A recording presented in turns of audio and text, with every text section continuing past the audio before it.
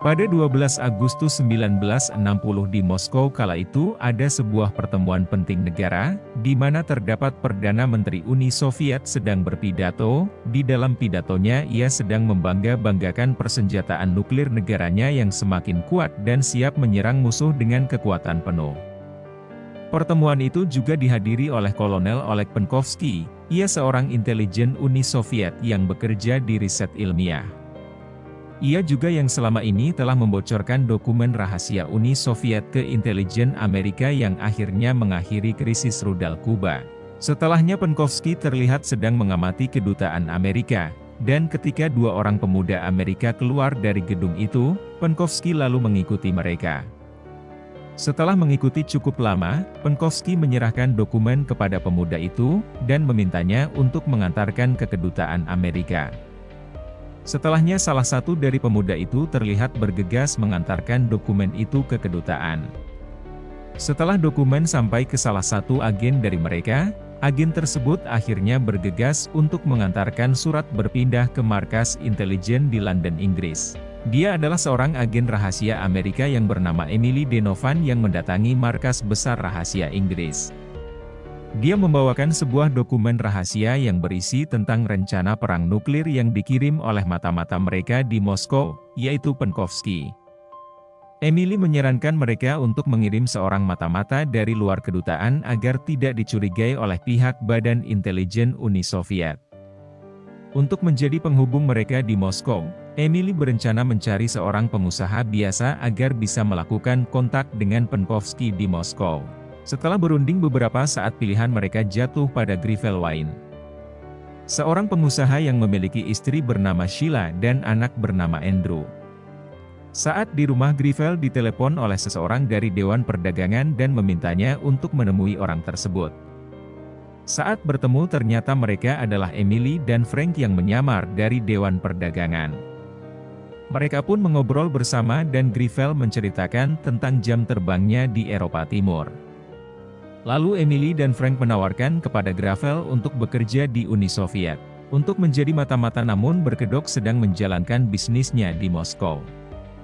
Awalnya Grifel ragu untuk menerima tawaran itu namun setelah menimbang maslahat orang banyak, akhirnya ia menerimanya. Emily kemudian menjelaskan detail dari pekerjaan yang akan ia lakukan. Emily juga memberinya PIN agar dipakai oleh Grifel selama di Moskow agar ia dikenali oleh mata-mata lain. Right, but will I be putting myself in danger? You really are the last man we'd send. Well, thank you for... Make sure you wear it while you're in. Thank you so much, Gribble. You're a good man, and I know we can count on you.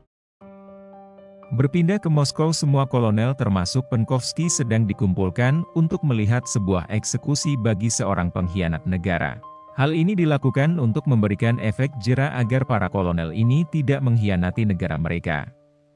Di sisi lain Grifel telah sampai di kota Moskow.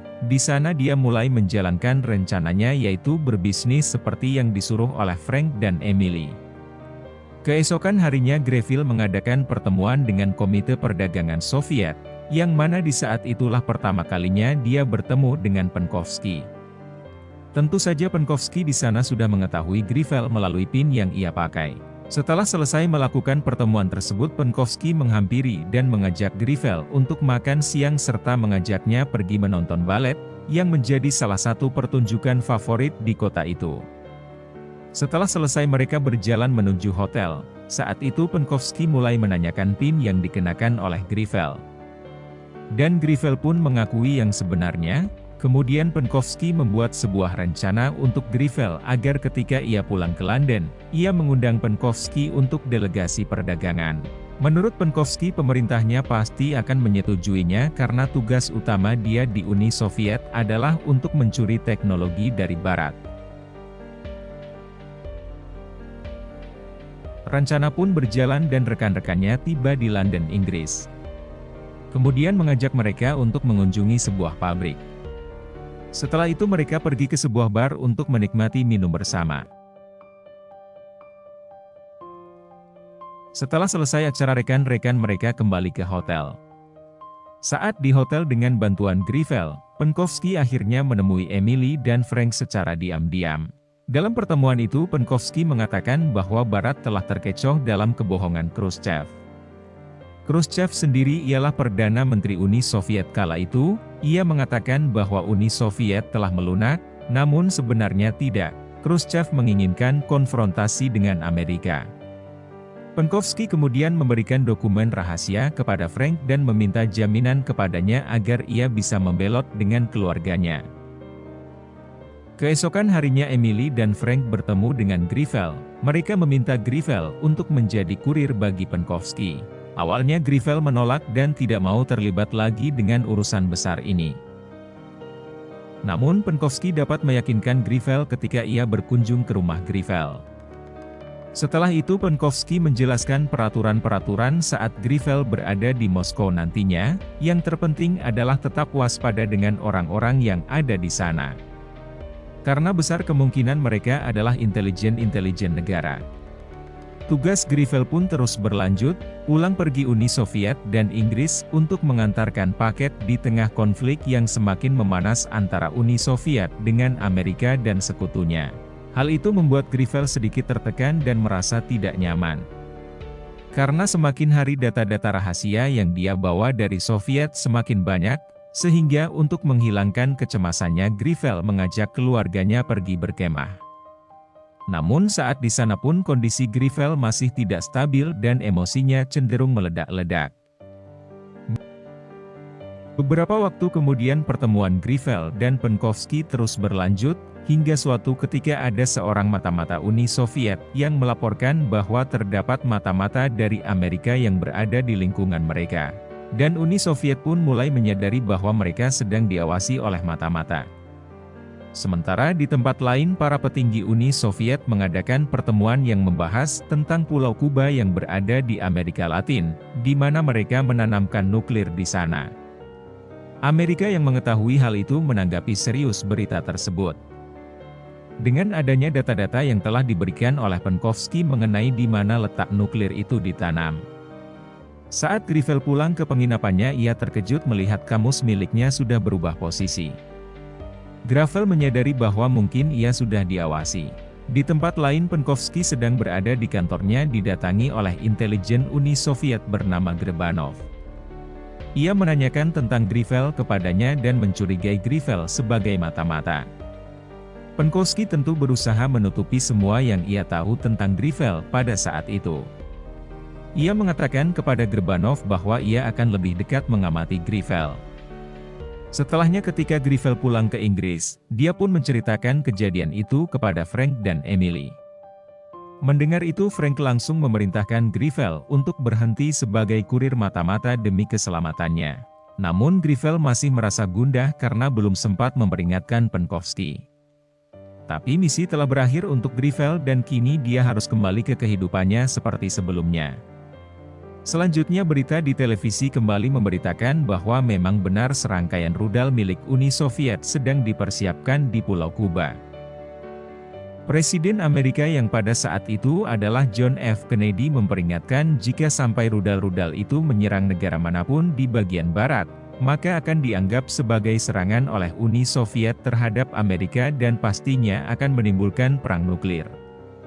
Sementara itu Kementerian Perdagangan Rusia meminta Penkovsky untuk tidak menghadiri pameran perdagangan di London. Karena pekerjaannya yang lain masih banyak yang butuh perhatiannya. Kementerian Perdagangan meminta Penkovsky untuk tetap di Moskow, karena tidak ada pilihan lain. Penkovsky menyetujuinya. Di London, Grievel mendapatkan telegram untuk bertemu dengan Emily dan Frank. Mereka meminta tolong kepada Grievel untuk membantu Penkovsky melarikan diri dari Rusia. Dengan senang hati Grievel menawarkan bantuannya untuk kembali ke Moskow membantu Penkovsky. Namun James menjelaskan bahwa Grievel memiliki banyak risiko untuk ditangkap. Berbeda dengan Emily yang mempunyai kekebalan diplomatik. Grievel tak menghiraukan hal itu dan tetap bersikukuh membantu mengeluarkan Penkovsky dari Moskow. Akhirnya Grievel yang ditemani Emily tiba di Moskow. Sesampai di Moskow ketika turun dari pesawat ia dijemput oleh Penkovsky. Dan saat di hotel Grievel memberitahu rencana yang ia bawa dengan berbisik kepada Penkovsky. Di tempat lain Emily sedang menjelaskan detail jalur pelarian mereka kepada bawahannya yang akan membantu mereka. Of the United Nations to address and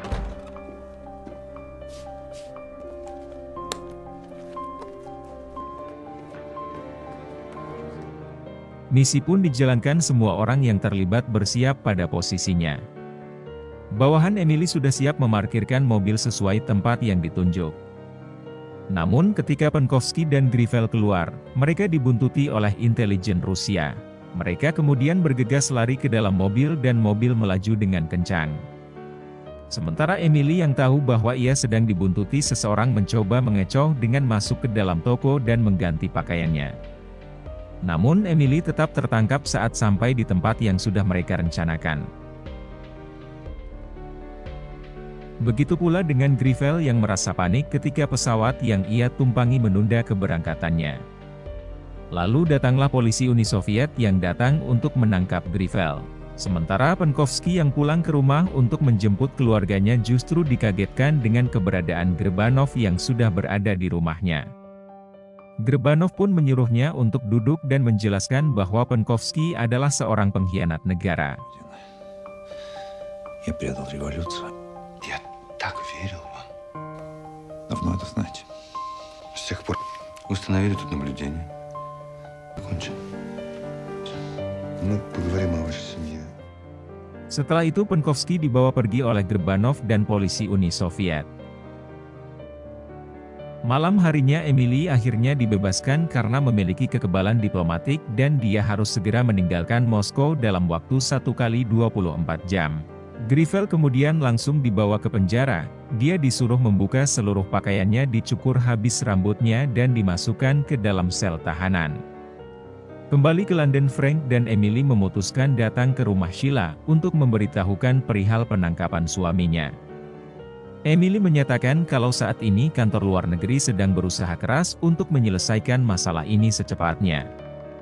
Sheila langsung menangis dan merasa dirinya sangat bodoh karena selama ini telah mengira kalau suaminya berselingkuh.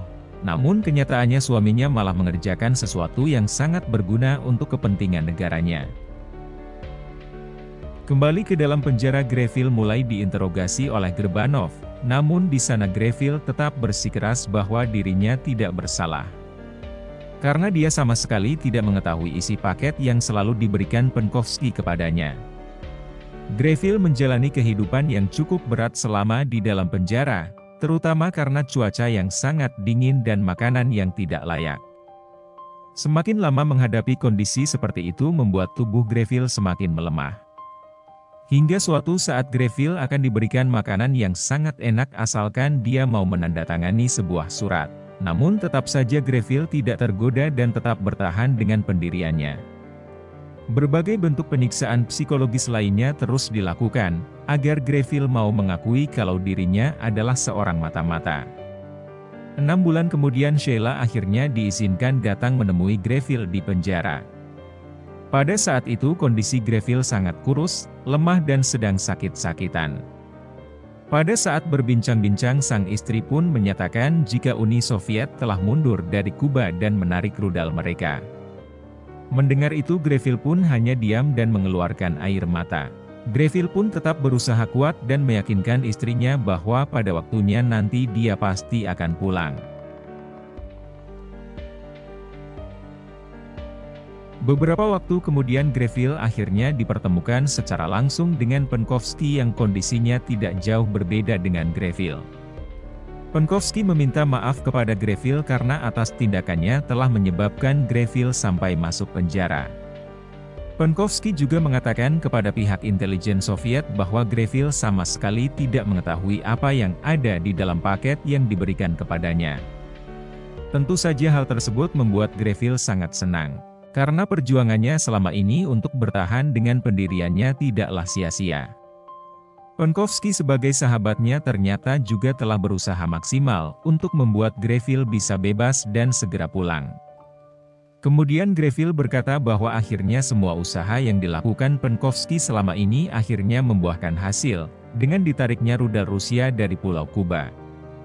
Hal itu merupakan usaha yang dilakukan dengan penuh pengorbanan, yang berbuah sangat manis. 1 tahun kemudian Greville pun dibebaskan dari tuduhan mata-mata oleh Uni Soviet. Tepatnya pada tanggal 22 April 1964 Greville pun akhirnya pulang ke rumah. Kepulangannya disambut oleh banyak wartawan dan media yang telah menunggu di kediamannya. Namun Greville tidak memberikan pernyataan apapun. Namun sayang di saat itu Penkovsky dieksekusi dan dimakamkan di kuburan tanpa nama. Untuk istri dan anaknya tetap diizinkan tinggal dengan tenang di Moskow. Diketahui Greville dan Penkovsky menyelundupkan lebih dari 5.000 dokumen militer rahasia dari Uni Soviet. Oleh karena itu Penkovsky dianggap sebagai sumber Soviet paling berharga yang pernah direkrut oleh Barat. Tidak lama setelah berakhir krisis rudal Kuba tercipta komunikasi melalui telepon antara Gedung Putih dan Kremlin. Hal ini dilakukan untuk mencegah dunia dari bencana nuklir. Film ini pun ditutup dengan cuplikan Greville yang asli sedang diwawancarai oleh wartawan yang pada saat itu telah dibebaskan dan bersiap kembali ke dunia bisnisnya. Maka di sini film pun selesai. Terima kasih kalian yang sudah menonton, sampai jumpa di next video.